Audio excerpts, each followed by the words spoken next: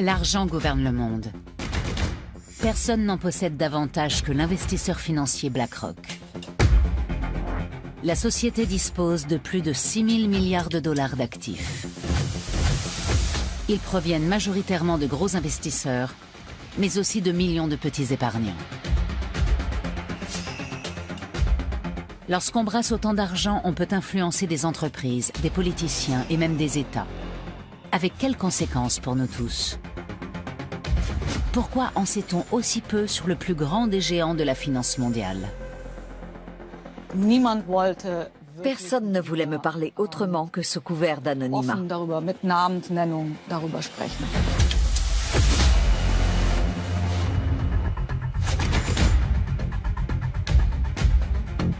I think BlackRock is an extremely dangerous company.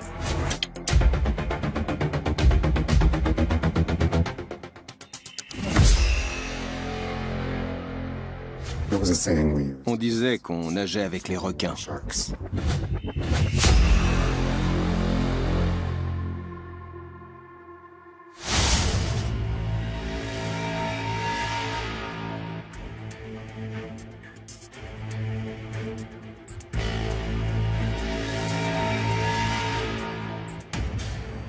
Le siège de BlackRock, le plus grand investisseur financier du monde, se trouve sur la 52e rue à New York, en plein cœur de Manhattan.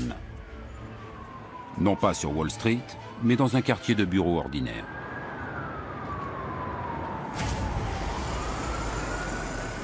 L'édifice est ouvert au public. Le rez-de-chaussée abrite une boutique de design ainsi qu'un café. Un pianiste est là pour créer une ambiance raffinée. Une cascade artificielle et de la verdure forment une oasis de bien-être.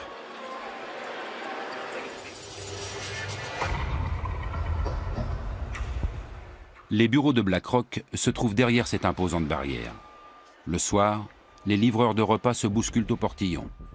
Quand on travaille ici, on ne compte pas ses heures. Les affaires passent avant tout. À la tête de la société, Lawrence D. Fink, surnommé Larry. C'est le gestionnaire d'actifs le plus puissant du monde. Ses 14 500 employés brassent plus de 6 000 milliards de dollars. Aucune autre société au monde ne gère autant d'argent.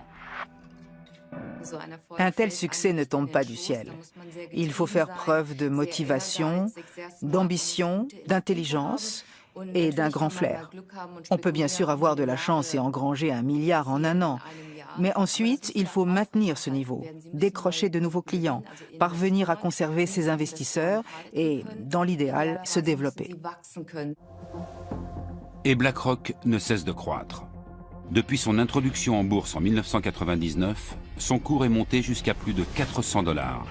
La première action que Larry Fink a tenue dans ses mains en valait à peine 14.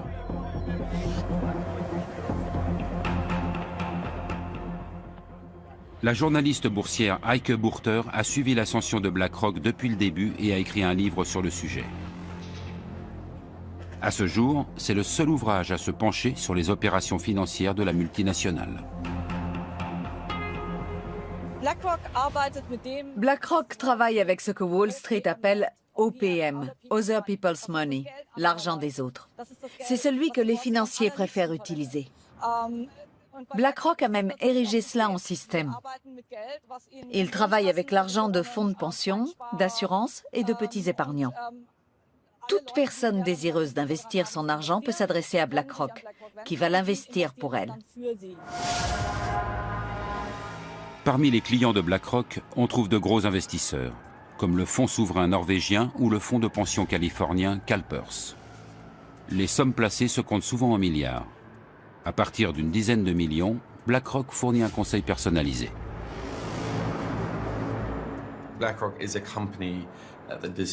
C'est une société qui doit être surveillée, car il s'agit du plus grand groupe d'investissement du monde. Avec 6 000 milliards de dollars d'actifs, elle est plus grosse que la plupart des banques, du moins en termes d'argent brassé. Depuis la crise financière, les groupes comme BlackRock sont les nouveaux rois du marché. Je ne pense pas qu'on puisse dire que BlackRock soit une entreprise connue. Je pense qu'elle est même totalement inconnue en France, à l'exception des milieux financiers. Et même dans les milieux économiques, les gens savent que c'est un investisseur important, qu'il est présent au capital de beaucoup d'entreprises, mais ils ne connaissent pas plus.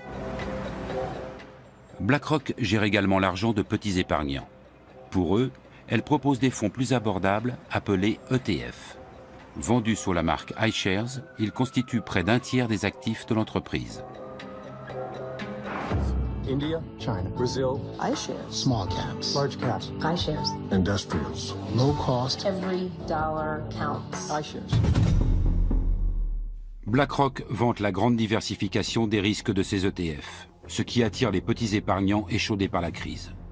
Mais certaines voix s'élèvent pour dire que la multinationale a trop d'argent, qu'elle domine les marchés et pourrait mettre en danger l'ensemble du monde financier si elle se retrouvait en difficulté. Larry Fink réfute cependant ces critiques. The reality is, the capital markets are the capital markets. I don't control the capital markets. The whole world controls the capital markets, all the participants. L'influence de Larry Fink sur les marchés est-elle réellement aussi faible qu'il le prétend? Il est permis d'en douter. Au cours de la décennie qui a suivi la crise financière de 2009, BlackRock est devenu le plus gros investisseur du monde, en grande partie grâce aux ETF.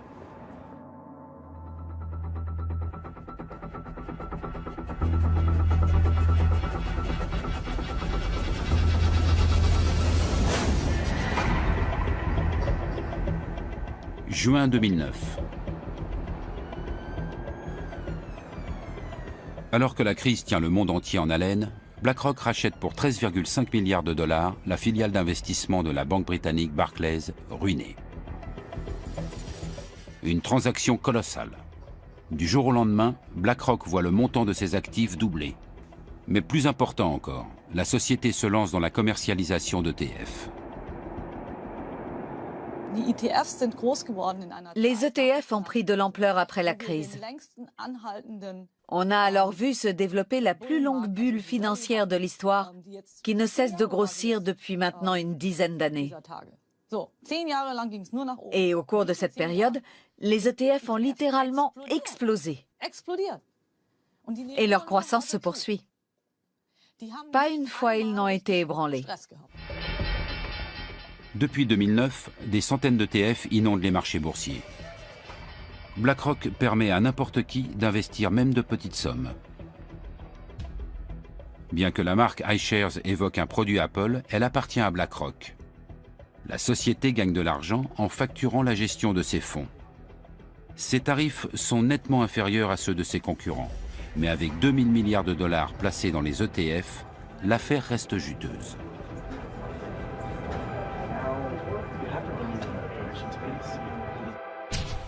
Le sigle ETF signifie Exchange Traded Funds, c'est-à-dire fonds négociés en bourse. Le principe est simple. On achète non plus des actions individuelles, mais la valeur d'un indice boursier. Prenons un exemple. Si quelqu'un achète un ETF qui réplique les performances du CAC 40, il investit en fait dans les 40 entreprises qui y sont répertoriées.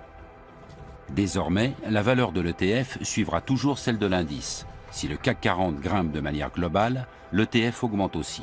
S'il chute, l'ETF baisse également. Ainsi, plus personne ne décide des actions qu'il faudrait acheter. L'ETF suit automatiquement la valeur de la sélection d'investissement qui compose l'ensemble de l'indice. On fait un placement sur tout un marché ou sur un segment de marché. Tous les constructeurs automobiles, toutes les actions européennes ou ce que vous voulez. C'est un peu comme chez un marchand de glace. Il y a des ETF à tous les parfums. Depuis la crise financière, les clients n'ont plus confiance dans leurs banques. Nombre d'entre eux cherchent une solution transparente et rentable pour leur placement, d'autant que les comptes d'épargne ne rapportent pratiquement plus rien. Aux États-Unis, les ETF sont particulièrement à la mode. Actuellement, 2800 milliards de dollars sont placés dans les fonds négociés en bourse.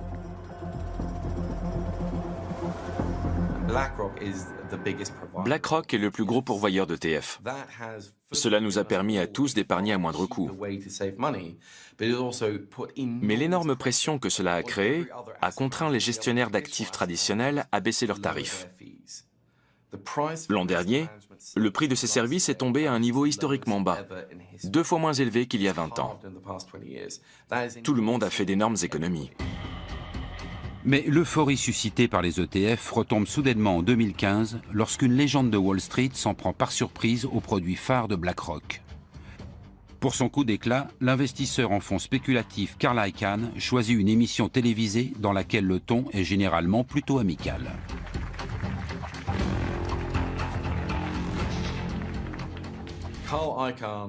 Carl Icahn est l'archétype, comment le dire poliment? C'est l'archétype du type qui est tellement riche qu'il se fout tout simplement de tout. Il peut dire ce qu'il veut. Et il lui arrive parfois d'être impertinent. Je pense qu'il a simplement voulu piquer au vif Larry Fink, qui n'était pas vraiment habitué à ce qu'on lui rentre ainsi dans le lard. I think BlackRock is an extremely dangerous company. Okay, and I mean this. C'est un vieux loup de mer de Wall Street. On l'a souvent dit fini, mais il a toujours rebondi. On peut ne pas l'apprécier, mais c'est assurément quelqu'un qu'il ne faut pas trop sous-estimer. You get this party mobile, and everybody in the party in this mobile, and they're all on this party, they're all having a drink. And in the drink, they're all having this drink and having fun. And you know who's pushing that thing? They're pushing it. It's Larry Fink and Janet Yellen. Pushing that. And they're pushing the goddamn thing. Sur le ton de la plaisanterie, Carl Icahn accuse devant les caméras Larry Fink et Janet Yellen, alors présidente de la Réserve fédérale américaine, de prendre le risque d'une nouvelle crise financière. This party thing is going. Every once in a while, Janet wants to put the brakes on it. And Larry says, nah, let it go. And the people in the party are yelling, no, don't touch those brakes. Don't touch, this is fun. And they're moving toward this cliff, see? And the cliff is there. And this thing is going to go over this cliff.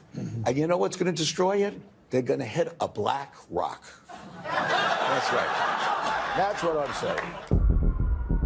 Un spécialiste de premier plan qualifie BlackRock de danger pour le monde de la finance. Son attaque va ternir l'image de l'investisseur financier. Y a-t-il vraiment trop d'argent placé dans ces ETF ?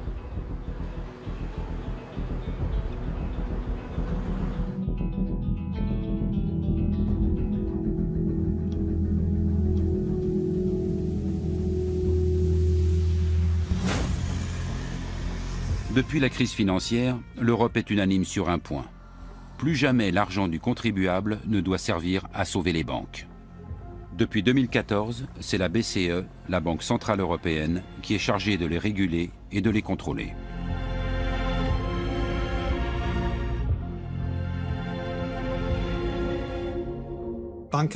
Les banques doivent posséder bien plus de fonds propres.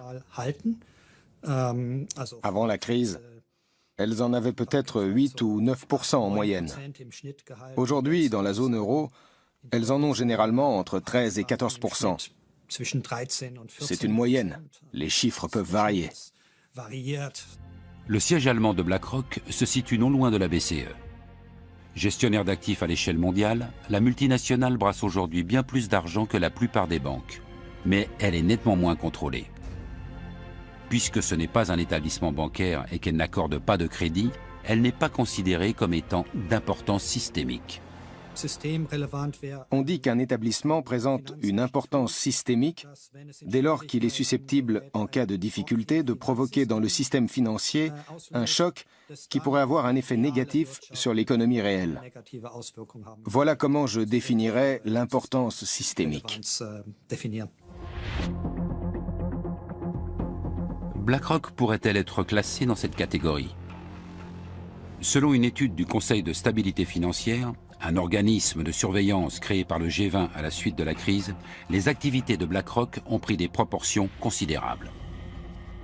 Si pour une raison quelconque ses clients venaient à vendre en bloc leurs ETF, tous les marchés boursiers pourraient être menacés.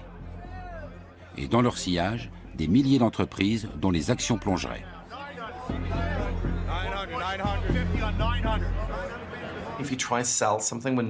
Si vous tentez de vendre quand personne ne veut acheter, le prix peut chuter très rapidement.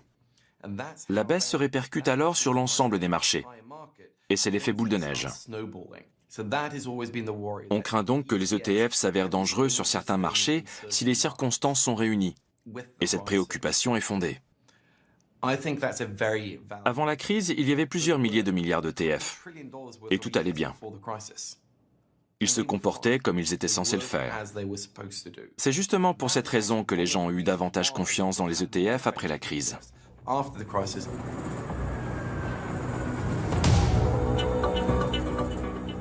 Même si les ETF ont bien résisté à l'époque, certains signaux indiquent qu'il pourrait un jour en aller autrement. Comme lors du krach éclair de mai 2010, où les cours plongent subitement. Une grande partie des transactions concernent des ETF. Ce correspondant à Wall Street n'arrive pas à y croire.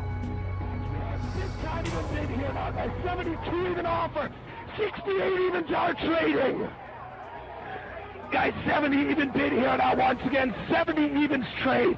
71 even bid here now with the 72 evens are trading.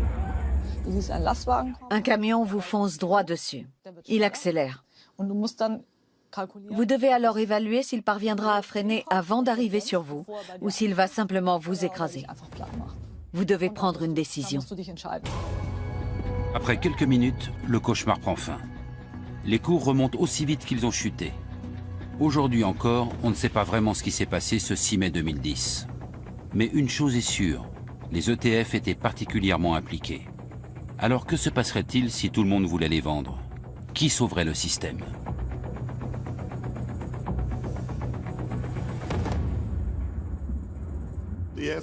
J'en sais rien. En l'absence d'un régulateur, cela pourrait devenir problématique, car personne ne serait là pour les tirer d'affaire. S'ils étaient adossés à une banque, elle interviendrait sans doute. Mais un établissement non bancaire, lui, n'en aurait pas les moyens. Une simple société de gestion ne dispose pas de suffisamment de fonds propres.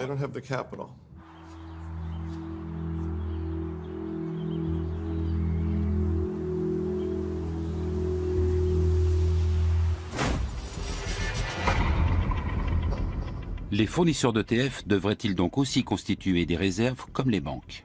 Ils disposeraient alors de moins d'argent pour spéculer et de moins de possibilités de faire des profits. Un scénario cauchemardesque pour les gros gestionnaires d'actifs comme BlackRock. Pour ne rien arranger, une étude internationale réalisée par des universitaires et publiée juste après enflamme la discussion sur l'importance systémique de BlackRock. L'un des auteurs enseigne à l'université McGill de Montréal. Je ne sais pas si notre étude prouve son importance systémique. En tout cas, elle indique que nous devons repenser le problème de la stabilité des marchés financiers. Il ne faut plus seulement réguler les banques, que l'on sait réglementer car on connaît très bien les risques qu'elles peuvent présenter, mais aussi les autres instituts financiers. L'étude s'intitule sobrement « Qui a peur de BlackRock ?» Les résultats n'ont a priori rien d'extraordinaire. Dès que BlackRock investit sur les marchés avec ses ETF, on constate un net retrait des autres investisseurs. Visiblement, la simple présence de la multinationale inquiète les autres gestionnaires financiers.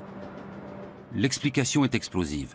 Ils craignent à l'évidence que BlackRock et les autres géants du secteur soient subitement obligés de retirer leurs gigantesques investissements.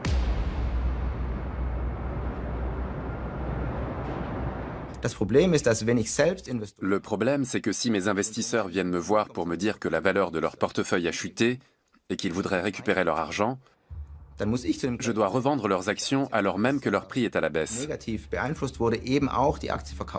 C'est-à-dire au moment le plus défavorable. Tout le monde à la bourse craint une telle situation. Le sauve-qui-peut général tant redouté ne se ferait pas attendre. Un tel mouvement de panique pourrait alors s'avérer d'importance systémique. Les cours plongeraient, les investisseurs perdraient des milliards et les sociétés cotées subiraient d'énormes pertes. Le système imploserait. Les géants comme BlackRock emporteraient tout dans leur chute. Et qui sera là pour récupérer les ETF? Qui les achètera s'ils sont en train de plonger? Qui? Quand il n'y a plus personne, le marché plonge. On peut toujours dire que ça n'arrivera jamais. C'est en tout cas ce qu'affirme BlackRock.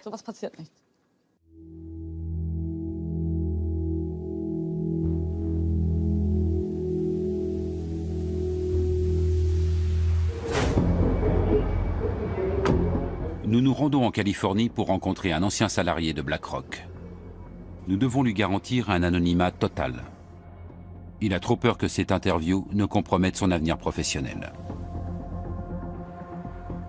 Notre informateur a vendu de nombreux ETF. La pression exercée par BlackRock pour conquérir ce marché était énorme. Il cherche peut-être à créer un duopole. Une telle chose serait très mauvaise. Face à BlackRock, ne subsisterait plus alors qu'un seul autre pourvoyeur d'ETF. On n'en est d'ailleurs pas très loin. Avec Vanguard, le numéro 2 du marché, BlackRock se partage déjà les 2/3 du marché américain. En Europe, les iShares représentent près de 50% des ETF. Des millions d'Américains veulent sécuriser leur épargne retraite grâce à des ETF. Ils placent une partie de leurs revenus chez BlackRock qui leur versera plus tard une pension. Le groupe est d'importance systémique, dans la mesure où il gère une part significative de l'épargne retraite de la population américaine. Dans ce tribunal se joue un procès croustillant. BlackRock contre BlackRock, entreprise contre salarié. L'entreprise aurait violé son obligation fiduciaire à l'égard de ses employés.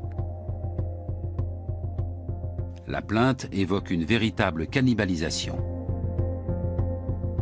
BlackRock aurait constamment transféré l'argent de leur pension entre différents fonds médiocres et encaissé des frais à chaque opération.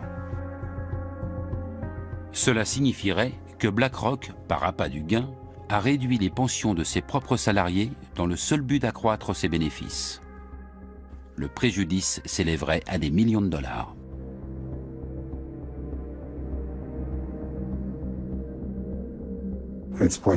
Il est probable que BlackRock fera traîner la procédure encore des années et que je ne touche finalement pas un centime. J'estime que BlackRock a manqué à son obligation fiduciaire. Si elle avait pris ses responsabilités au sérieux, elle aurait dû être plus transparente sur son barème tarifaire. Le gros risque qu'ils courent, c'est de voir leur réputation entachée. Une grosse fraude qui saperait la confiance dans leur gestion serait bien plus dommageable pour eux qu'un problème financier.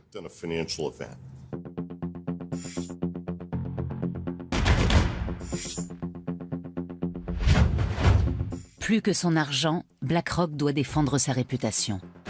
Car si elle perd la confiance de ses clients, ses affaires sont menacées. Le groupe est aujourd'hui le plus gros investisseur sur les marchés mondiaux. Il est donc en mesure de les influencer. Mais quel est le secret d'un tel succès ?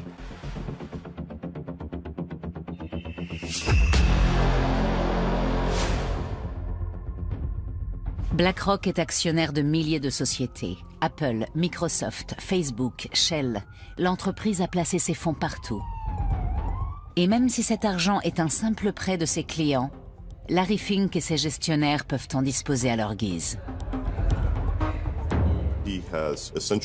Larry Fink a créé un écosystème comparable à celui d'une banque. Le groupe gère et génère beaucoup d'argent.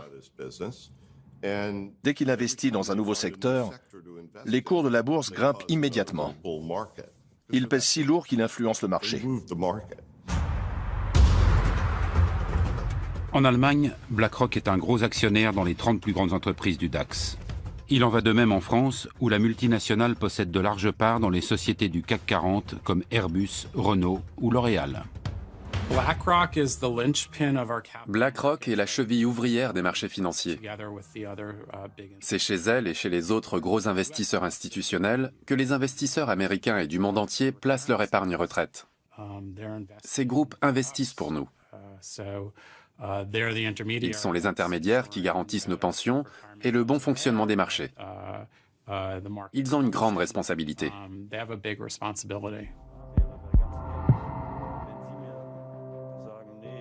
Une responsabilité à l'échelle mondiale.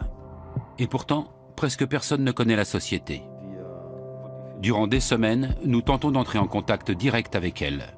Après de nombreux appels et mails, notre demande d'interview est définitivement refusée.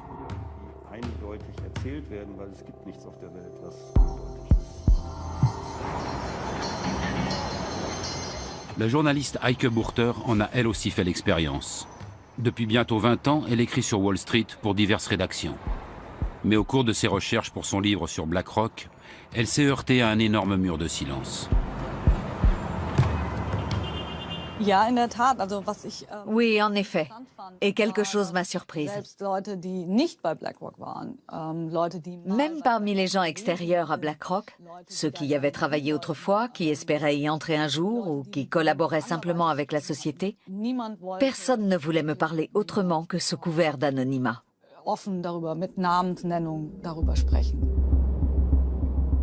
Jusqu'à présent, aucun employé de BlackRock n'a encore osé s'exprimer ouvertement. Même l'ex-salarié que nous rencontrons à San Francisco redoute l'influence de son ancien employeur. Il évoque la pression quotidienne subie chez BlackRock. Pour être franc, on se plaignait beaucoup. C'était un environnement très stressant. L'organisation était très horizontale et il y avait pas mal de jeux de pouvoir. Beaucoup de gens voulaient avoir l'air important et gravir les échelons. Les plaintes étaient nombreuses. Quand je travaillais là-bas, on avait l'habitude de dire qu'on nageait avec les requins. Notre informateur développait des fonds pour les marchés internationaux. Ces produits devaient attirer des investisseurs du monde entier, avec de gros bonus à la clé en cas de succès. En cas d'échec, pression et stress. Et chez BlackRock, la définition de la réussite était claire. Une expression qu'on utilisait la résume bien. Rendre les riches encore plus riches. Je caricature, bien évidemment. Mais la réussite chez BlackRock, du moins pour moi, se mesurait à mes performances et à mes bonus. Ils louaient des salles où le PDG présentait les résultats du trimestre et exposait aussi ses objectifs.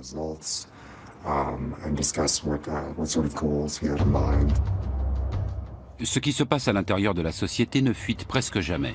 Suivant l'adage, discrétion est mère de confiance. Mais qu'est-ce que BlackRock a de plus que les autres ?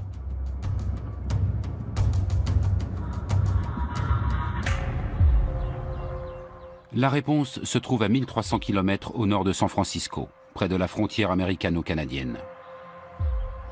Wenatchee est une petite ville de 30 000 habitants.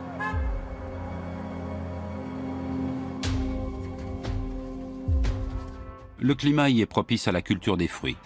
Wenatchee s'est autoproclamée capitale mondiale de la pomme. Mais sa principale source de revenus provient d'ailleurs. Microsoft, Yahoo et d'autres y sont implantés car le barrage de Rocky Ridge leur fournit de l'électricité relativement bon marché. Exception faite des vergers, c'est assez désert. Et au milieu de ces pommeraies se trouve aussi BlackRock. Dans ce qui ressemble à des entrepôts, se cachent les serveurs informatiques du plus grand investisseur financier du monde. Jour après jour, ils explorent le monde numérique à la recherche de tout ce qui pourrait être utile pour l'industrie financière.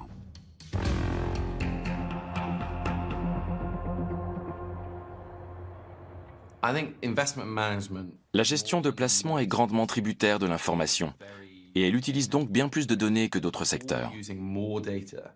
Pas seulement les chiffres du PIB, du chômage ou du cours de la bourse, mais aussi les images satellites, les données de cartes bancaires, etc. Toutes ces empreintes numériques que nous laissons dans l'économie numérique, les gestionnaires d'actifs s'en emparent et les anonymisent au maximum avant de les utiliser pour réaliser des transactions et surveiller les risques. Et dans ce domaine, Larry Fink a une longueur d'avance.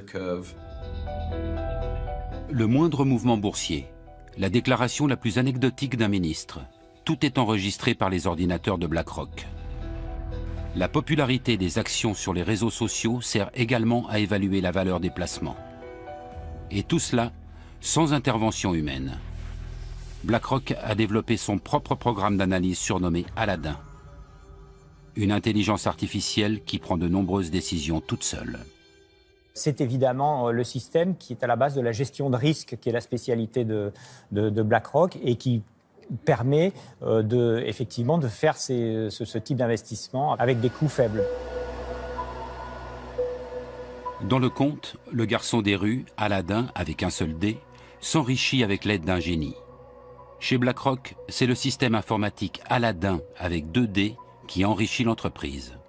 Le programme réalise chaque semaine 200 millions de calculs afin de conseiller ou déconseiller certains placements. Prenons un exemple. BlackRock veut savoir si cela vaut la peine d'accorder des prêts immobiliers dans une région donnée.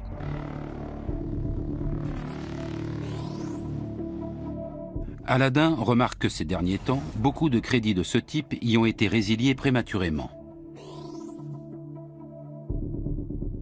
Dans la masse des données, il découvre une constante. La région compte une proportion importante de cadres d'une grande société informatique.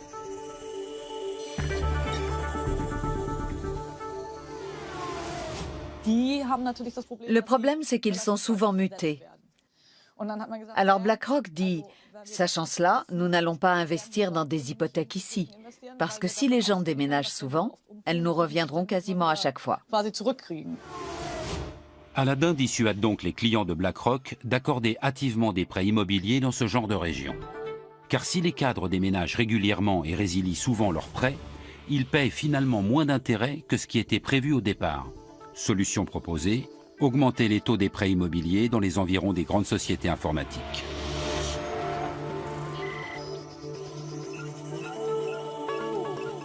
Mais Aladdin rapporte encore plus d'argent à BlackRock dans bien d'autres secteurs. Quelles sont les entreprises à suivre? Lesquelles sont surévaluées ou présentent des risques? Quels sont les projets des politiques? Où émergera la prochaine crise? Aladdin en sait davantage que n'importe qui. Et pour faire appel à ses pouvoirs magiques, il suffit d'y mettre le prix.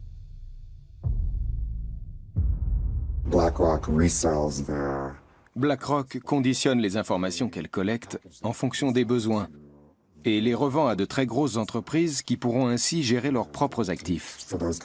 En fait, Aladdin est une plateforme de gestion des risques. Aladdin est la clé de tout. BlackRock vantait déjà son pouvoir dans une vidéo promotionnelle en 2013. La banque de données y est ouvertement présentée comme un outil presque omniscient.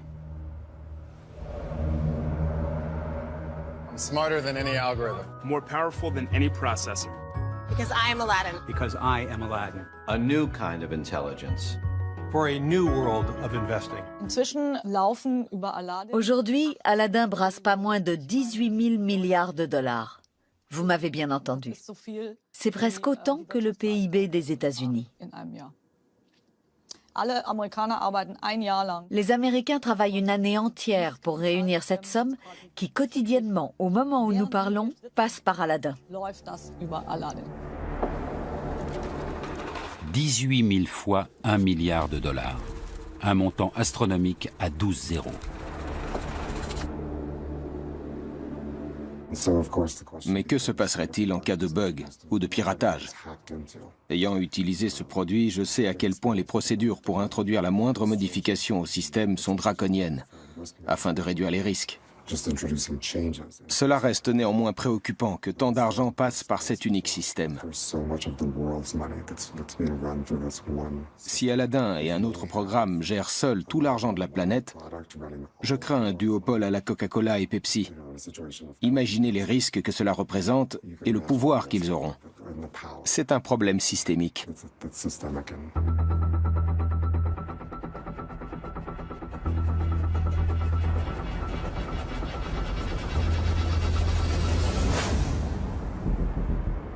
À la fin des années 1970, il n'y a pas de meilleur endroit que Wall Street pour gagner de l'argent rapidement. Pour devenir célèbre, on va à Hollywood. Pour faire fortune, direction la bourse. Le jeune Lawrence D. Fink, alors âgé de 23 ans, n'a aucune velléité d'acteur. Sa maîtrise en administration des affaires immobilières en poche, il quitte Los Angeles pour se rendre à New York. Larry Fink était banquier d'investissement. Il a commencé chez First Boston. C'était un enfant prodige, un véritable crack. Les traders d'alors travaillent dans d'immenses salles de marché et réalisent des gains incroyables. L'actuel PDG de BlackRock aurait joué pas moins d'1 milliard de dollars en bourse avec son service. Mais soudainement, le conte de fées prend fin. J'ai étudié de nombreux grands chefs d'entreprise. et ils sont presque tous milliardaires. J'ai constaté que souvent, au début de leur carrière, ou parfois au milieu, ils ont connu un gros échec personnel qui leur a fait perdre énormément d'argent, voire leur emploi. La malédiction de Wall Street frappe Larry Fink au milieu des années 1980. À la suite d'une baisse des taux d'intérêt, des propriétaires échangent leurs anciens prêts onéreux contre de nouveaux prêts à des taux plus avantageux. Larry Fink ne l'a pas vu venir et se retrouve soudain avec sur les bras une montagne d'actions dont plus personne ne veut. Il a perdu 100 millions de dollars et est devenu persona non grata dans sa banque. D'autres sont passés par là. Quand vous prenez un tel bouillon, on vous évite dans l'ascenseur comme si vous étiez pestiféré. Plus personne ne veut être vu avec vous. Vous devez alors vous tourner vers autre chose. Ce qu'il a fait. J'ai effectué des recherches pour savoir s'il avait été licencié ou s'il avait démissionné. C'est difficile à dire, mais c'est probablement lui qui est parti. En 1988, Larry Fink parvient à convaincre la société d'investissement Blackstone de créer avec lui une nouvelle entreprise.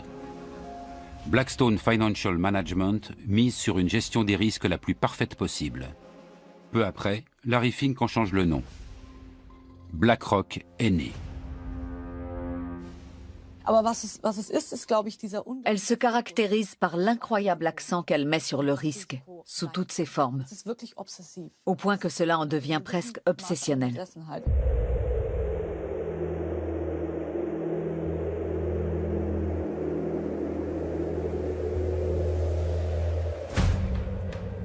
Davos, sismographe des risques et des opportunités de l'économie mondiale.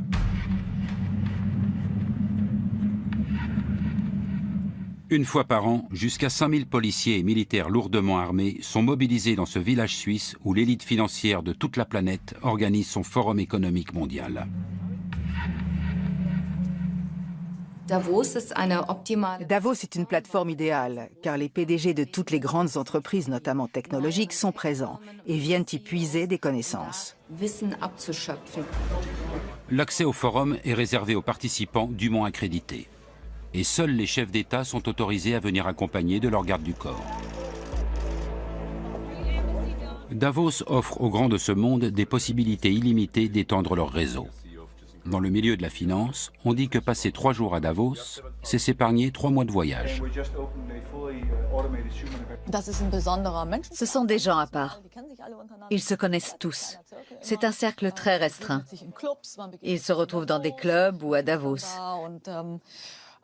Ils s'assoient ensemble et discutent de l'état du monde, des inégalités sociales et des moyens d'y remédier. Ils évoluent dans les hautes sphères. Et BlackRock a toujours voulu être de la partie.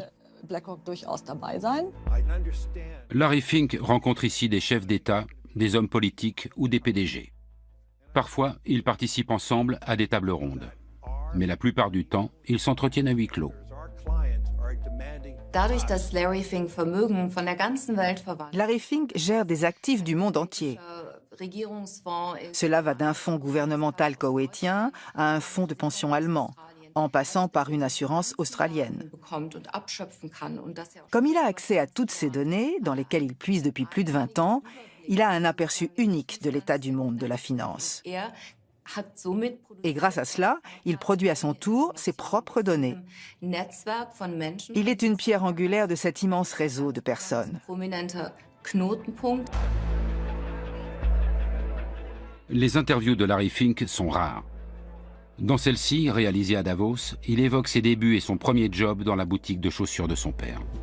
At 10 years old, I was required to learn how to sell shoes and help my father. Well, I learned how to deal with people pretty early in my career, and it was a great learning lesson how to deal with people, how to appeal to people's needs, and I was a pretty good shoe salesman. Il s'agit là d'une des rares anecdotes personnelles connues au sujet de Larry Fink. Elle vise à donner l'image d'un homme d'affaires consciencieux et à réduire le fossé qui sépare depuis longtemps l'homme de pouvoir des petits investisseurs.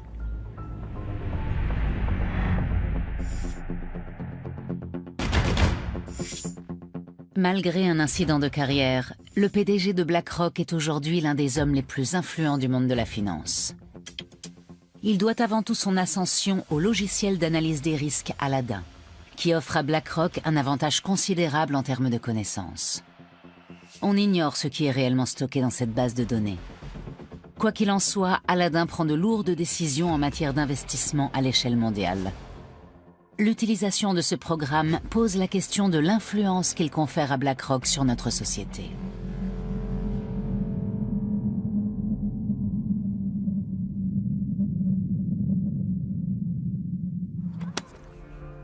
La fondation allemande Ethicon se préoccupe de la responsabilité sociale des entreprises. Ces dernières années, ses militants se sont intéressés à plusieurs reprises à BlackRock. Ils ont notamment passé au crible les déclarations publiques de Larry Fink. Our asset owners, our clients are demanding us to focus on things like ESG, to focus on societal needs. They are now looking for examples in which they can invest. And so I do believe the power of the community. I do believe the power of society is forcing the companies to navigate. spricht davon, dass Unternehmen Il dit que les entreprises ou les grands groupes devraient s'inquiéter pour leur image, car les jeunes les scrutent de plus en plus sur les réseaux sociaux. Larry Fink publie régulièrement des lettres adressées aux dirigeants des entreprises dans lesquelles BlackRock a investi. Il s'y montre attaché à leurs responsabilités sociales. La société exige que les entreprises, à la fois publiques et privées, se mettent au service du bien commun. Pour prospérer sur le long terme, toute entreprise doit non seulement produire des résultats financiers, mais également montrer comment elle apporte une contribution positive à la société. C'est le discours à la mode actuellement. Mais pour moi, il ne s'agit que de blabla idéologique. Il se présente comme un visionnaire et un philanthrope, alors qu'il sait pertinemment ce que font ces entreprises, notamment Rheinmetall. Rheinmetall est l'un des plus gros fabricants d'équipements militaires d'Europe. Basé à Düsseldorf, le groupe vend des armes dans le monde entier. La fondation Ethicon a donc décerné à la société et à ses investisseurs un prix négatif, le Black Planet Award. En tant qu'actionnaire important, Larry Fink est nommément cité.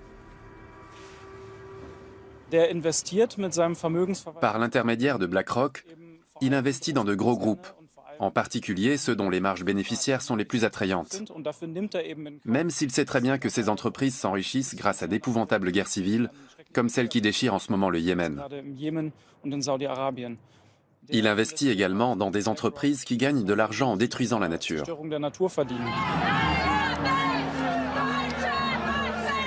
BlackRock s'enrichirait-elle grâce à l'industrie de la guerre? De fait, l'action Rheinmetall a pris énormément de valeur. Depuis 2016, son cours a grimpé d'environ 70%. BlackRock investit aussi dans d'autres groupes d'armement. Est-ce en adéquation avec les lettres de Larry Fink dans lesquelles il appelle à plus de justice et de responsabilité vis-à-vis de l'environnement?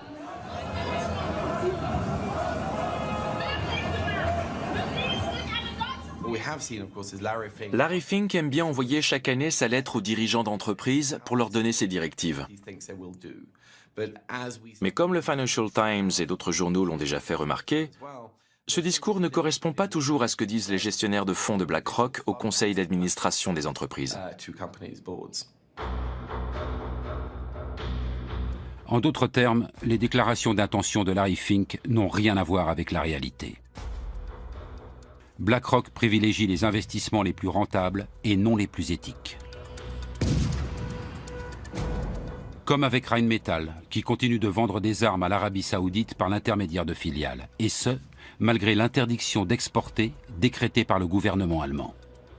Et peu importe si le régime saoudien torture ses ressortissants et assassine les journalistes indésirables. On l'a notamment vu avec l'affaire Jamal Khashoggi. Peu après, une conférence devait avoir lieu en Arabie Saoudite et de nombreux chefs d'entreprise ont dû reconsidérer leur participation. Larry Fink ne s'y est pas rendu, mais quand on lui a demandé s'il allait cesser toute relation commerciale avec le pays, il a clairement répondu que non. BlackRock refuse de s'exprimer sur le sujet devant notre caméra. Mais dans un document publié en 2018, les choses sont claires. En définitive, un seul critère est retenu par la société au moment de décider si elle soutient ou non la politique commerciale d'une entreprise.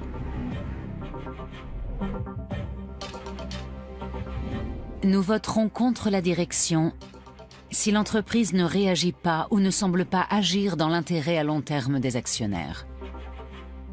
BlackRock reconnaît donc indirectement faire pression sur les entreprises lorsque les affaires ne vont pas comme prévu. Dans ce même document, la société indique également qu'elle souhaite promouvoir des critères ESG, c'est-à-dire environnementaux, sociaux et de gouvernance.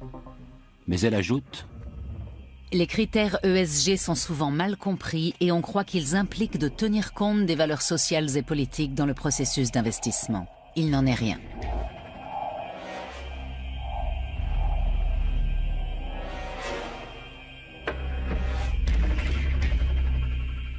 Et le siège de BlackRock à Francfort précise encore sans ambiguïté: les gestionnaires d'actifs ne peuvent pas utiliser les actifs de leurs clients pour promouvoir leurs propres opinions sociales ou politiques.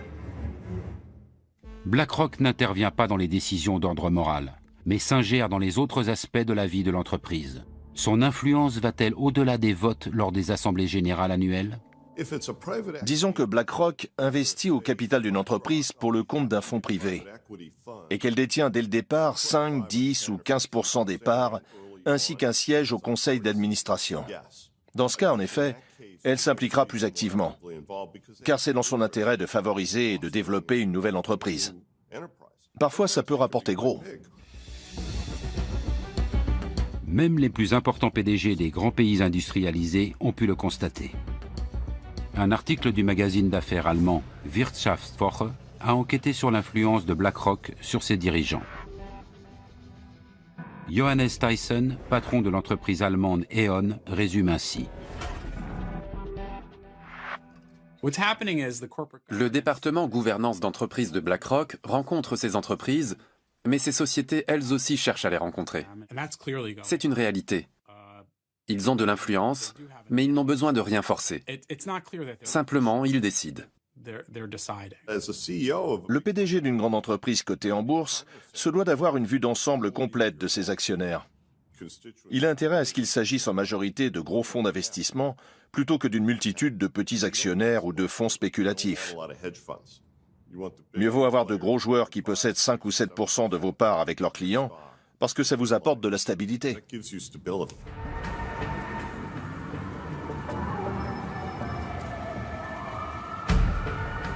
La puissance de BlackRock peut-elle être mise au service d'une noble cause?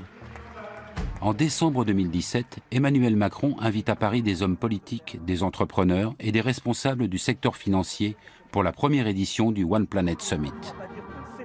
Une décision importante est prise en clôture. Avec le soutien de la France et de l'Allemagne, BlackRock devra développer un fonds censé investir, par exemple, dans les industries durables en Afrique. L'approche de ce projet a été faite à travers effectivement la rencontre entre Larry Fink et le président Macron. Le souhait à la fois de Larry Fink était de s'engager à la demande de ses clients sur des projets d'investissement verts. Et le président Macron est à l'initiative de cette plateforme d'engagement que rejoignent beaucoup d'acteurs du secteur privé et des acteurs de la finance. Larry Fink demande ensuite au président français de lui ouvrir le marché des pays en développement, officiellement pour sauver le climat. Mais on peut aussi penser que la France et l'Allemagne aident tout simplement BlackRock à conquérir de nouveaux marchés et à gagner des investisseurs supplémentaires. On lui propose de sortir de sa zone de confort. Et comme il ne connaît pas particulièrement les géographies des pays du Sud, notamment Afrique, les deux agences de développement, que ce soit la KfW ou l'AFD, sont pour lui un partenaire essentiel pour maîtriser le risque. Aucun projet n'a encore été concrétisé. Une chose est néanmoins sûre. Le fonds ne devrait pas investir dans les pays très pauvres, mais uniquement dans les marchés en expansion. la volonté de BlackRock de quitter sa zone de confort pour sauver le climat a visiblement ses limites. D'autant que le groupe continue d'engranger de l'argent avec des entreprises peu soucieuses de protéger l'environnement. Cette contradiction entre parole et acte a donné lieu à de nombreux actes de protestation. Larry Fink se fait régulièrement épingler pour ses investissements dans les énergies sales comme le charbon, le pétrole ou le gaz. We're here in New York City today outside of BlackRock headquarters to give Larry Fink the only award that he really deserves. An award recognizing him as a climate fraud.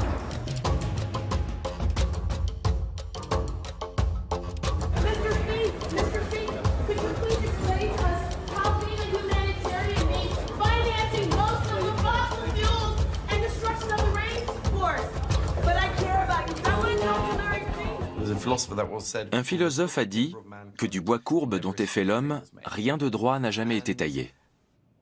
Et BlackRock reste une entreprise, malgré ce que peut en dire Larry Fink.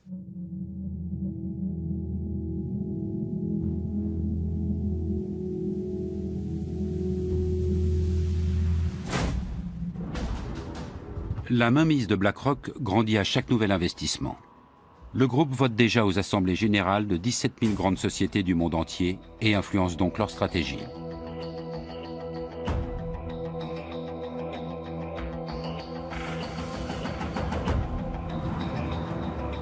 Pour le chercheur Martin Schmaltz, c'est une bonne raison d'étudier scientifiquement l'influence de l'investisseur financier.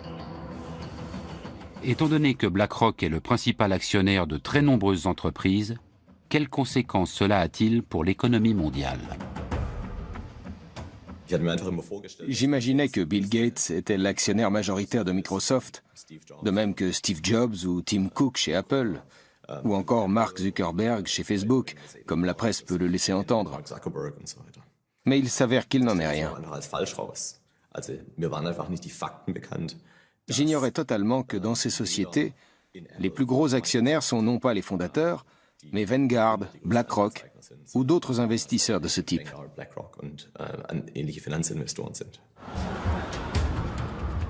Martin Schmaltz relève notamment que ces groupes investissent dans des entreprises qui sont concurrentes. Les experts parlent alors de propriété commune. Par exemple, BlackRock possède des actions à la fois chez Adidas et chez Puma. Avec quelles conséquences sur la concurrence ? La propriété commune, c'est le fait que les gros actionnaires possèdent des parts dans pratiquement toutes les entreprises du monde. On craint que cela réduise la concurrence. Et en effet, les sociétés grossissent, elles diminuent en nombre et elles dominent certains secteurs. Mais on ignore si cela est dû aux investisseurs institutionnels. Afin d'en savoir plus, Martin Schmaltz et ses collègues ont analysé le marché du transport aérien américain. Il s'avère que les prix des billets des grosses compagnies ont parfois augmenté jusqu'à 11% sous l'influence de la propriété commune.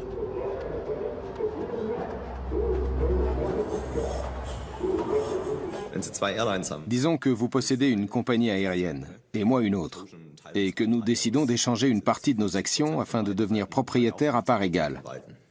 Nous avons alors beaucoup de propriétés communes. Les chiffres montrent que lors de telles transactions, généralement moins extrêmes que dans cet exemple, les prix du marché augmentent, en l'occurrence ceux des billets. Et inversement, quand vous revendez une partie de vos actions afin de réduire votre propriété commune, alors les prix baissent à nouveau. Les recherches de Martin Schmaltz montrent l'influence de la propriété commune sur le comportement des dirigeants d'entreprises concurrentes. Quand ils savent que leurs propres investisseurs ont des parts dans d'autres entreprises, ils ont tendance à moins se battre sur le terrain de la concurrence. Ce faisant, ils amorcent une spirale dangereuse. Si le PDG de la première entreprise fait un peu moins d'efforts pour réduire les coûts, et peut ainsi accroître ses profits, et que le PDG de la seconde fait de même, alors les coûts vont augmenter globalement dans le secteur. Ça va ralentir la demande et conduire les entreprises à moins produire. Quand les entreprises produisent moins, les prix des produits sont plus élevés, du simple fait que moins d'offres fait monter les prix. On peut donc se retrouver dans une situation paradoxale où les marges augmentent dans le secteur, alors même que l'effort de réduction des coûts est moindre. Cette étude a fait grand bruit dans le monde entier. Même la célèbre université de Berkeley surveille cette nouvelle menace qui plane sur la concurrence. Celle-ci, si Martin Schmaltz a raison, ne serait plus en péril uniquement en cas d'accord direct sur les prix.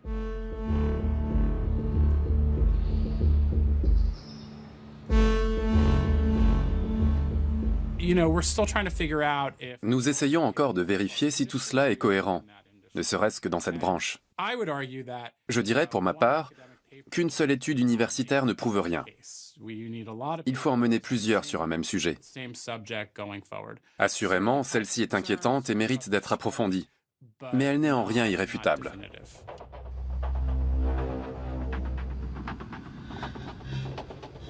Martin Schmaltz a également étudié le secteur bancaire américain. Là encore, plus la propriété commune est importante, plus les frais de compte sont élevés et plus les intérêts perçus par les clients sont faibles.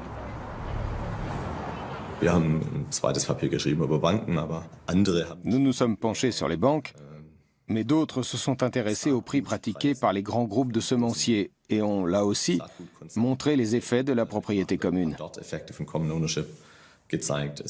Une demi-douzaine d'études indiquent que la propriété commune influence la faculté d'innovation des entreprises. Le sujet fait débat parmi les scientifiques. Les médias s'en emparent aussi, car il fait l'effet d'une bombe. Un monde où les grands groupes financiers limiteraient sévèrement la concurrence serait préjudiciable à l'ensemble des économies nationales.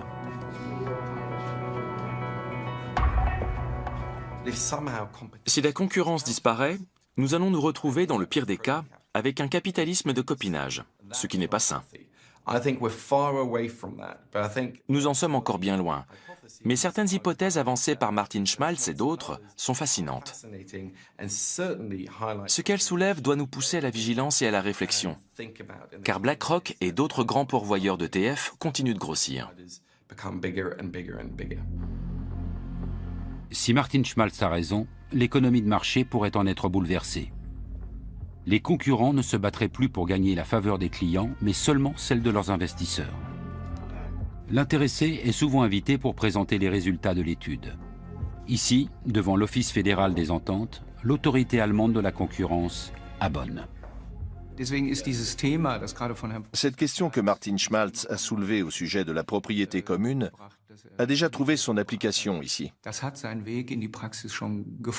Nous examinons les choses au cas par cas et nous essayons de voir quels effets cela pourrait avoir sur la concurrence. Mais à ce jour, aucun cas n'a encore mené à une interdiction pour ce motif.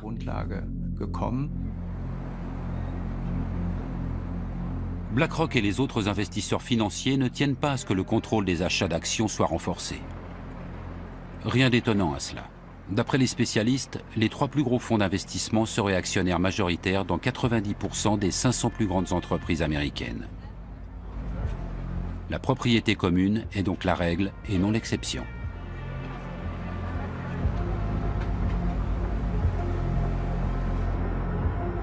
Plus le débat fait rage, plus on voit surgir des contre-expertises censées renforcer la position de BlackRock. La direction de l'entreprise ne manque pas une occasion de critiquer les conclusions de Martin Schmaltz.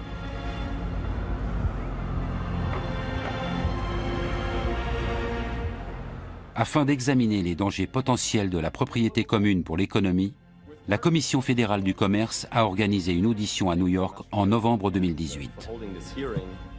Les allégations de l'économiste allemand menacent les intérêts de BlackRock. La réponse des représentants de la direction de l'investisseur n'en est que plus cinglante. One of the suggested remedies for common ownership is to limit portfolios to one company per sector. In that case, virtually all diversified portfolios would no longer be viable. This engagement plays an important role in the corporate accountability chain, which has value not just for shareholders, but for society as a whole.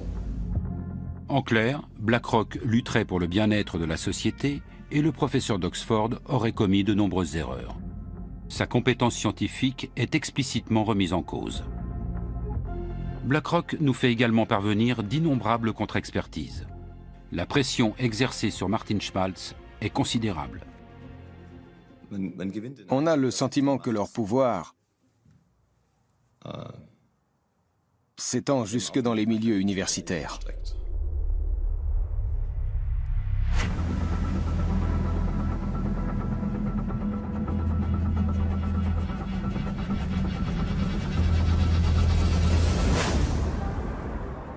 Dans le quartier de Wall Street, personne ne doute de l'impact significatif de BlackRock sur les marchés.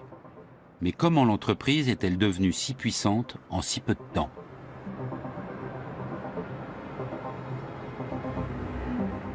Au moment de la crise, BlackRock ne jouait aucun rôle à Wall Street. Ce sont principalement les banques qui ont failli faire sombrer l'économie mondiale.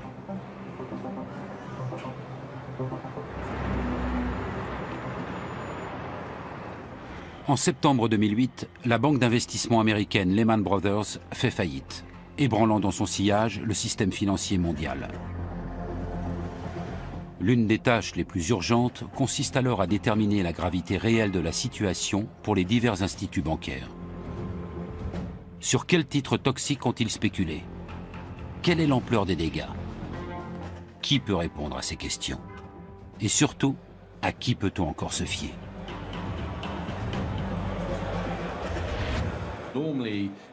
En temps normal, la BCE et les différents gouvernements seraient allés demander conseil à Goldman Sachs, JP Morgan ou la Deutsche Bank. Mais après la crise, c'était politiquement délicat. Alors quand vous cherchez quelqu'un qui connaît vraiment bien les marchés, vous vous tournez vers les investisseurs, les gestionnaires de fonds qui passent leur journée à réfléchir au marché et à leur bon fonctionnement.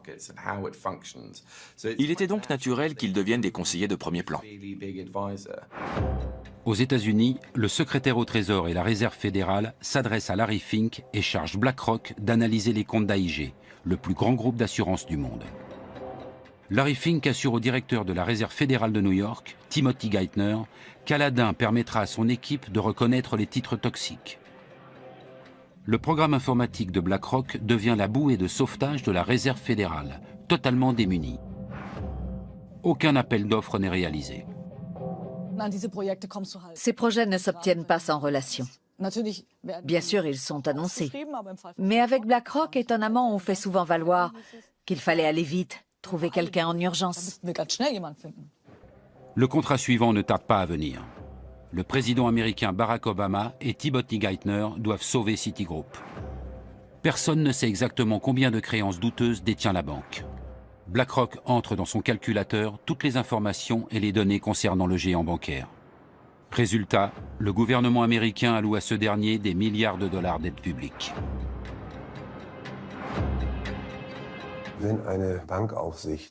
Si l'autorité de contrôle du secteur bancaire ne peut pas définir elle-même les critères de robustesse d'une banque, elle capitule. Cette connaissance privilégiée ne peut et ne doit être développée que par ce gendarme lui-même.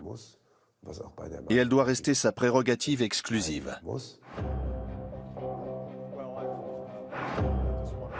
Lorsqu'en 2009, Barack Obama nomme Timothy Geithner secrétaire au Trésor, Larry Fink obtient une entrée directe à la Maison-Blanche.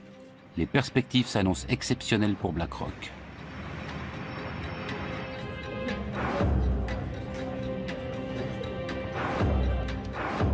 À mesure que ses liens avec la Réserve fédérale et le secrétaire au Trésor se renforcent, de nouveaux domaines d'activité s'ouvrent pour BlackRock, désormais chargé de tester la résistance des banques américaines.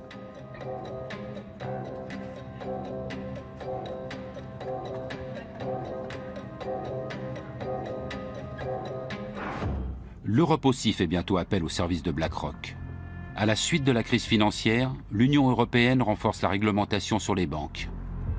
En 2014, la BCE est chargée du contrôle bancaire européen.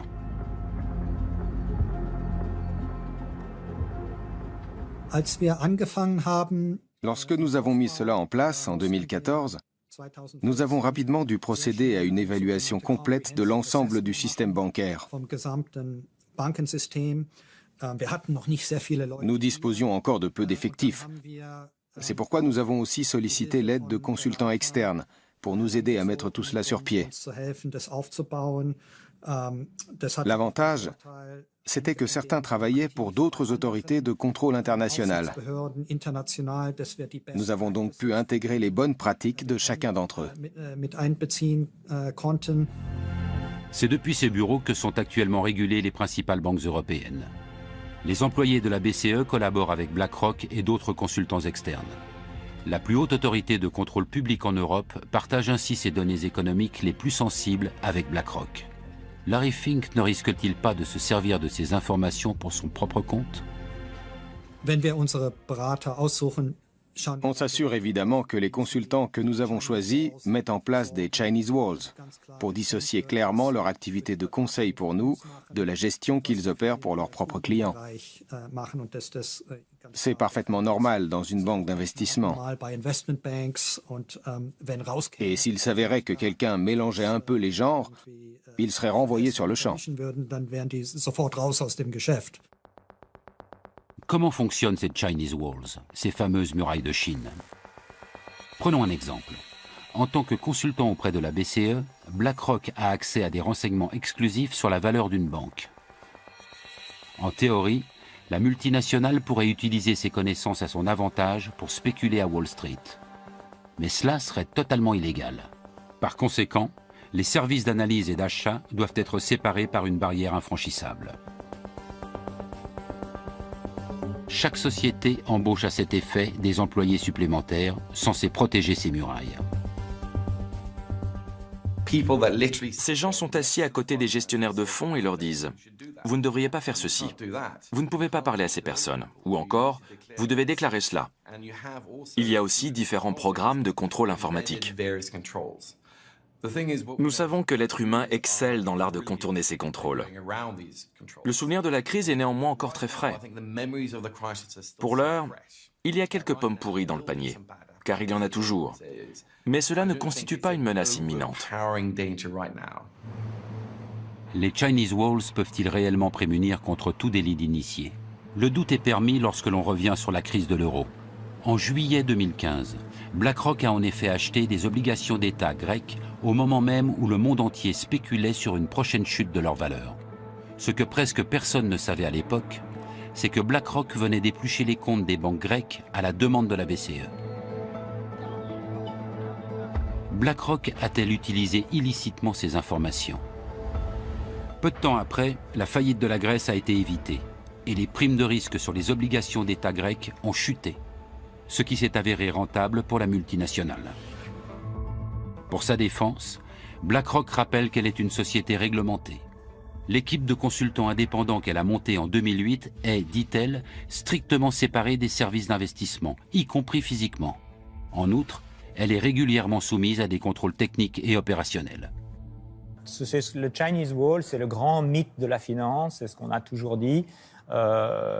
C'est la raison pour laquelle on a séparé, notamment aux États-Unis, toutes les activités entre le marché, les activités de détail. En général, ça fonctionne un certain temps. Et puis, comme dans toutes les murailles, il y a toujours des trous par lesquels les choses peuvent passer. En Grèce, le groupe américain éveille à nouveau les soupçons. Alors que le pays lourdement endetté est pressé par l'Union européenne de privatiser ses bâtiments publics, BlackRock investit dans l'immobilier avant tout le monde. C'est l'ancien banquier Paskalis Bouroris qui organise la privatisation pour le compte de l'État. Peu de temps après, il obtient un poste de direction dans la succursale grecque de BlackRock. Pour la BCE, les conseils d'une société de fonds financiers sont chers, même avec les Chinese Walls. Mais elle espère reprendre bientôt son indépendance. D'année en année, au fil des tests de résistance, le rôle des consultants s'est amenuisé. Il est fort probable que d'ici 2020, nous ne fassions plus appel à aucun d'entre eux et que nous utilisions notre propre expertise.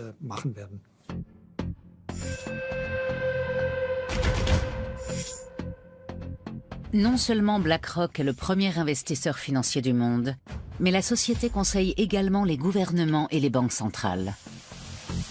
Beaucoup craignent que cette activité lui donne accès à des informations sensibles sur le système financier, qu'elle pourrait utiliser à son avantage.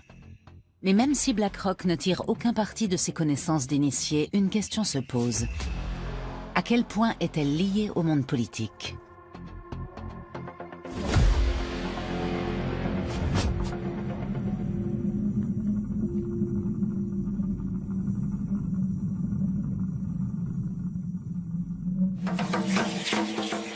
Avec 127 millions d'habitants, le pays d'origine des Aztèques est le 10e pays le plus peuplé du monde. Son PIB par habitant est pratiquement équivalent à celui de la Chine. Malgré les problèmes qu'il connaît, le Mexique aiguise donc les appétits. Notamment celui de BlackRock. Depuis 2008, le groupe américain investit massivement dans ce pays.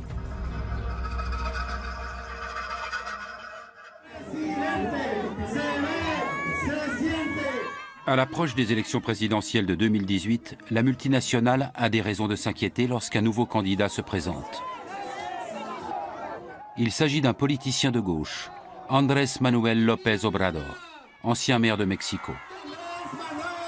Beaucoup d'investisseurs craignent qu'il ne nationalise d'importants secteurs de l'industrie, comme le souhaitent nombre de ses partisans. Le candidat le plus fort était alors M. López Obrador, l'actuel président du Mexique. C'était celui qui allait le plus à l'encontre des courants politiques et économiques dominants en vigueur dans le pays depuis des décennies. Le secteur de l'énergie récemment privatisé est au cœur des débats. BlackRock y a placé beaucoup d'argent et prévoit d'investir dans un nouveau gazoduc. Avec l'ancien président, la confiance règne. Mais l'élection d'un homme de gauche imprévisible risque de mettre en péril les investissements du groupe. Et ce, précisément au Mexique, le pays préféré de Larry Fink.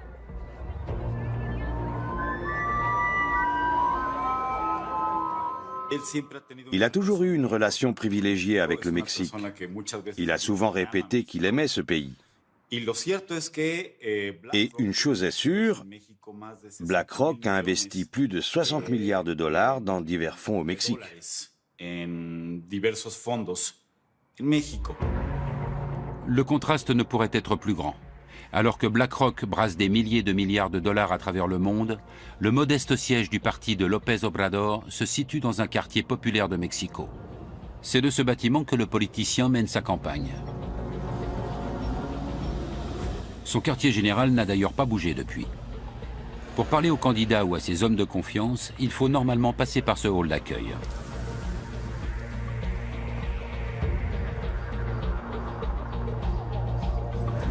Larry Fink en est toutefois dispensé lors de sa venue en mai 2018. Avec d'autres gestionnaires financiers, il a le privilège de rencontrer le politicien de gauche dans un hôtel de luxe. Le contenu de leur discussion reste confidentiel. Toujours est-il que le candidat Obrador déclare alors publiquement que les fonds d'investissement américains restent les bienvenus au Mexique. Je crois que cette rencontre a été, et j'insiste sur ce point, une marque de confiance. Ça allait bien au-delà d'une simple démonstration de bonne volonté. Peu de temps après, López Obrador est élu à la tête du pays. Le peuple attend de lui qu'il combatte la corruption et la criminalité en pleine explosion. Mais beaucoup veulent aussi renationaliser des secteurs de l'économie privatisés dans lesquels BlackRock a placé des milliards. Cependant, après sa victoire électorale, le nouveau président n'en parle plus et il n'en reparlera sans doute plus jamais. Car aucun dirigeant mexicain ne peut se passer de l'argent de gros investisseurs étrangers comme BlackRock. La probabilité que le président Obrador confisque ou chasse les capitaux étrangers investis au Mexique dans le secteur de l'énergie est nulle, pratiquement nulle, pour une simple question de survie. Aucun organisme international, que ce soit le FMI, la Banque mondiale ou la Banque de développement, ne prêterait de l'argent au Mexique pour compenser ces sommes.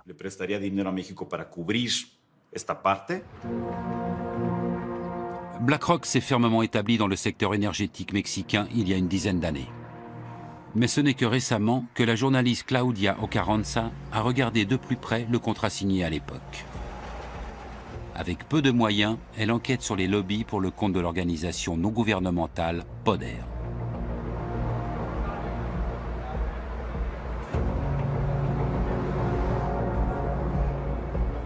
Pour des raisons de sécurité, nous ne pouvons pas filmer l'extérieur de son bureau.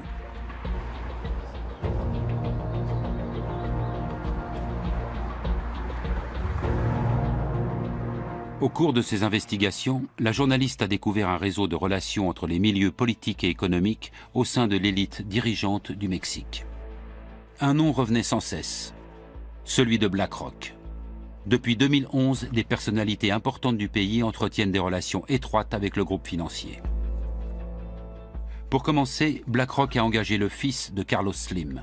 Le premier entrepreneur du Mexique, à l'époque l'homme le plus riche du monde, était en très bons termes avec la multinationale. Peu après, BlackRock a engagé Gerardo Rodríguez Regordosa. Alors secrétaire d'État aux Finances, il s'était prononcé en faveur de la privatisation des entreprises publiques, ce qui allait dans le sens de son futur employeur, BlackRock. En 2015, Larry Fink a rencontré le président de l'époque, Enrique Peña Nieto, au sujet de la compagnie pétrolière publique Pemex. Pues no sabemos exactamente qué fue lo que pasó ahí, pero on ne sait pas exactement ce qui s'y est dit, mais il existe un mémorandum d'entente entre BlackRock et Pemex. y Pemex, ¿no? Entonces no es como tan Il n'est donc pas difficile de comprendre à quoi a servi cette réunion. o de entender para qué era esa reunión. Y entonces Pemex, qui était une entreprise publique, est devenue une entreprise semi-publique. Cela signifie que son capital a été ouvert aux investisseurs privés nationaux ou étrangers. Claudia Ocarranza a eu accès au mémorandum. Il prévoit la création d'un bureau d'études commun à BlackRock et Pemex, ayant pour but de soutenir leur collaboration dans des projets énergétiques au Mexique. Le contrat proprement dit, qui contient tous les détails, reste à ce jour confidentiel. Officiellement, car il s'agirait d'un secret commercial et que cela pourrait menacer la relation entre BlackRock et Pemex, ainsi que la concurrence. Aujourd'hui encore, on ignore quel est le pourcentage maximal que BlackRock peut détenir dans une entreprise énergétique, ou quelles sont ses obligations en termes d'investissement. On n'en sait toujours rien. Mais la journaliste est parvenue à découvrir certains détails. BlackRock a accès à de gros projets énergétiques comme le gigantesque gazoduc Los Ramones. Avec un partenaire, la multinationale a injecté 900 millions de dollars pour développer cette infrastructure qui va relier le centre du Mexique au site de production de gaz de schiste au Texas. C'est le début d'une série d'investissements considérables dans le secteur énergétique mexicain. Malgré le changement de gouvernement et l'arrivée d'un président de gauche, BlackRock consolide toujours davantage son influence. Pour la seule année 2018, ils ont placé 85 milliards de dollars dans des fonds d'énergie renouvelable. Cela représente pratiquement 90% des fonds dont ils disposent. Et ils continuent d'investir dans le secteur de l'énergie. BlackRock fait partie des principaux investisseurs étrangers au Mexique. Outre le secteur de l'énergie, BlackRock s'intéresse surtout aux fonds de pension mexicains. En 2014, la Banque nationale l'autorise à investir une partie de l'épargne retraite des Mexicains. En d'autres termes, BlackRock a accès à l'argent de nombreux retraités et est chargé de sécuriser leur rente. Un marché immense.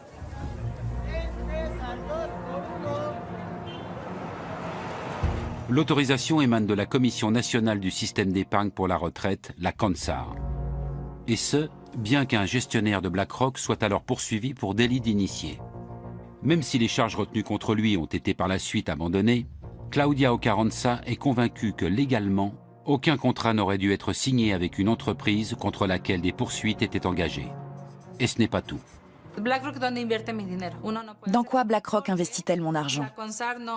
Pourquoi la CONSAR n'oblige-t-elle pas ses gestionnaires de fonds à révéler ces informations? La journaliste ne cesse de découvrir de nouveaux liens. C'est Isaac Portnoy qui aurait signé le contrat lucratif pour BlackRock. Auparavant, il travaillait justement pour la CONSAR, chargé de valider l'accord. Après quelques années chez BlackRock, Portnoy est ensuite allé chez Pemex, la société avec laquelle BlackRock a investi des milliards dans le secteur mexicain de l'énergie. La boucle est bouclée.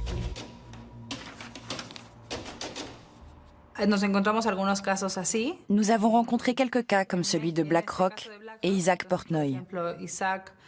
Il est important de préciser que nous n'avons aucune preuve que celui-ci ait fait quoi que ce soit d'illégal. Mais nous savons qu'il siégeait à la CONSAR, qui réglemente les fonds de pension au Mexique.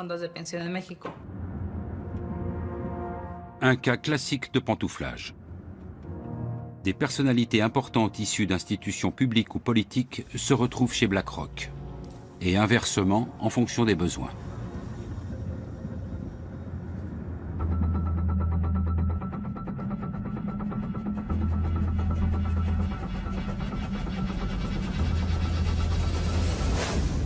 Mein Name ist Friedrich Merz, mit E, anders als in Ihrer Einladung, die Sie bekommen haben.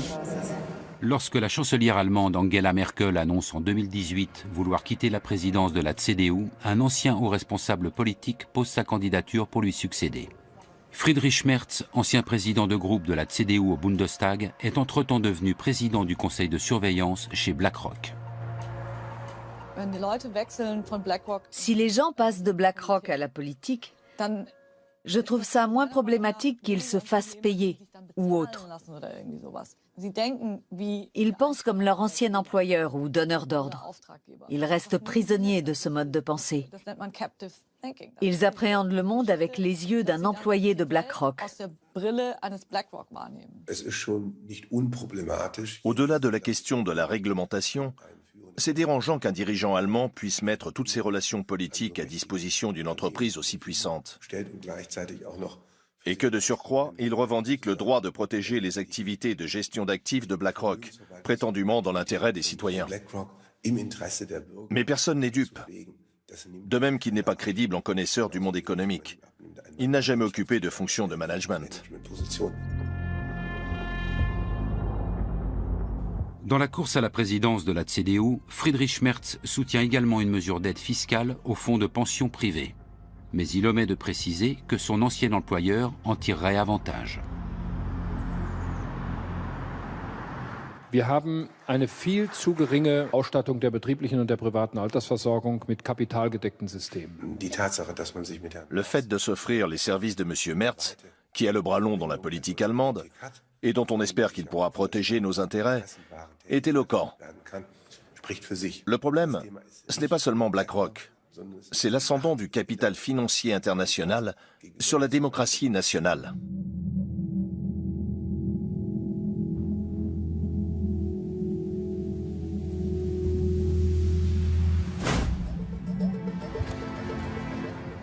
En France, 5 mois après l'élection présidentielle de 2017, une rencontre mémorable a lieu à l'Élysée. Emmanuel Macron invite des investisseurs, au premier rang desquels figure Larry Fink, le PDG de BlackRock.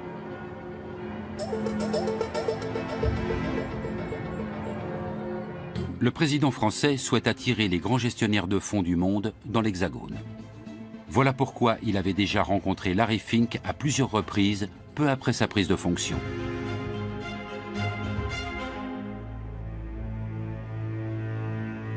Aujourd'hui comme alors, les entretiens ont lieu à huis clos.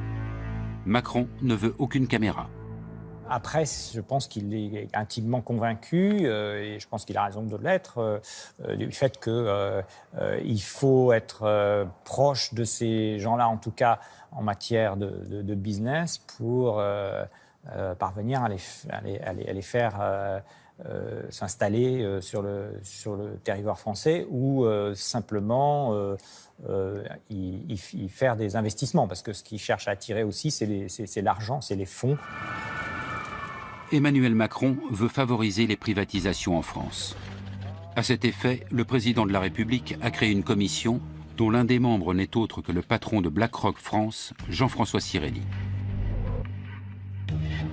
Cet ancien conseiller du président Chirac a aussi fait de Gaz de France l'une des plus grandes compagnies énergétiques du monde.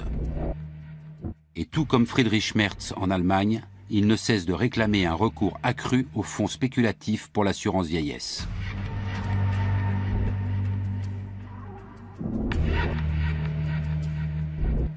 Nous faisons une étude chaque année pour savoir ce que veulent les Français pour leur retraite. En même temps, ils sont conscients que les régimes obligatoires ne suffisent pas pour assurer le niveau de vie qu'ils souhaitent à leur retraite. Et donc, je crois qu'il est très important qu'il y ait un nouveau pilier et qu'il y ait un nouveau pilier pour développer ces produits. Pendant que les lobbyistes financiers comme BlackRock renforcent leurs liens avec Emmanuel Macron, le gouvernement français se heurte au mouvement des Gilets jaunes. Ces derniers s'élèvent contre ces réformes économiques libérales et sont révoltés contre les politiques qui laissent les géants de la finance se partager le monde entre eux.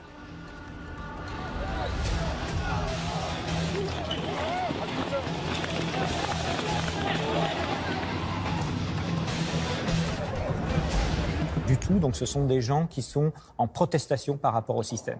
Alors, est-ce que cette protestation par rapport au système, elle est due à la financiarisation et à BlackRock et à tous ses amis de la finance? C'est un peu rapide. Ce qui est vrai, c'est que le système de la finance lui-même a été générateur d'un niveau d'inégalité assez important et que la protestation de ces gens-là, elle est aussi contre les inégalités.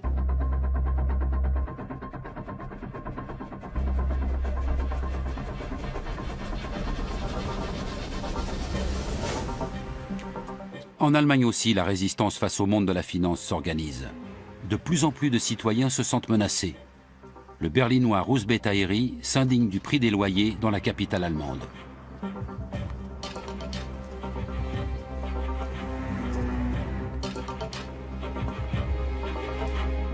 Il est particulièrement révolté par l'influence des investisseurs financiers au sein de l'entreprise immobilière Deutsche Wohnen. Car pour un logement rénové situé dans une zone résidentielle comparable, elle augmente parfois les loyers 2 fois plus que ne le ferait la ville.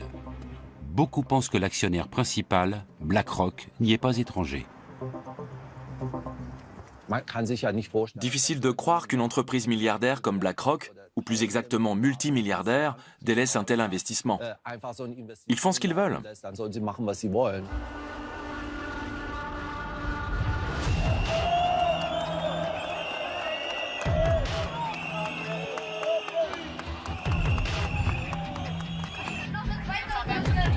Des dizaines de milliers de personnes manifestent à Berlin afin de mettre un terme aux agissements de Deutsche Wohnen et de BlackRock. Ils veulent exproprier la société immobilière pour obtenir une indemnisation. BlackRock perdrait alors l'un de ses plus gros objets d'investissement en Allemagne.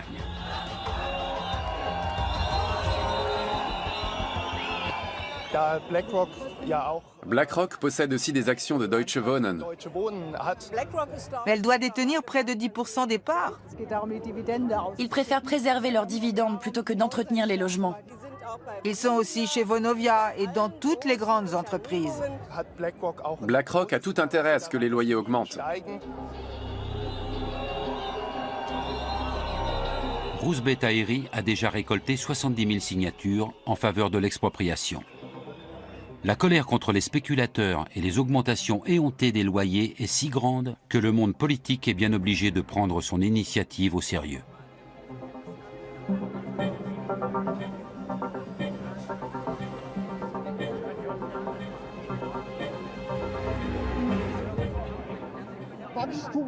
Seule la croissance leur importe. Et beaucoup se retrouvent au banc de la société car ils ne peuvent plus payer leur loyer.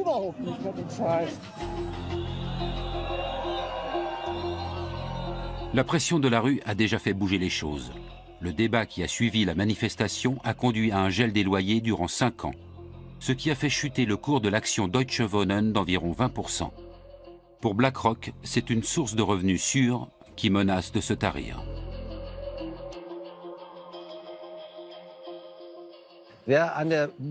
Quand on spécule en bourse, qui plus est sur le sort des locataires, on peut aussi perdre. Les petits actionnaires doivent également le savoir. Je n'ai absolument aucun état d'âme à porter préjudice à de gros investisseurs institutionnels comme BlackRock. Ils ont suffisamment nui à la société. Aucune autre société ne brasse autant d'argent que BlackRock. Elle a le bras long en politique et influence même des gouvernements. Mais personne n'en parle. Les gestionnaires de Larry Fink doivent faire passer l'éthique après les perspectives de profit. Plus le pouvoir des investisseurs grandit, plus la question se pose. Faut-il avoir peur de BlackRock ? La taille de la multinationale pourrait-elle provoquer une crise financière mondiale? Et surtout, peut-on encore arrêter BlackRock?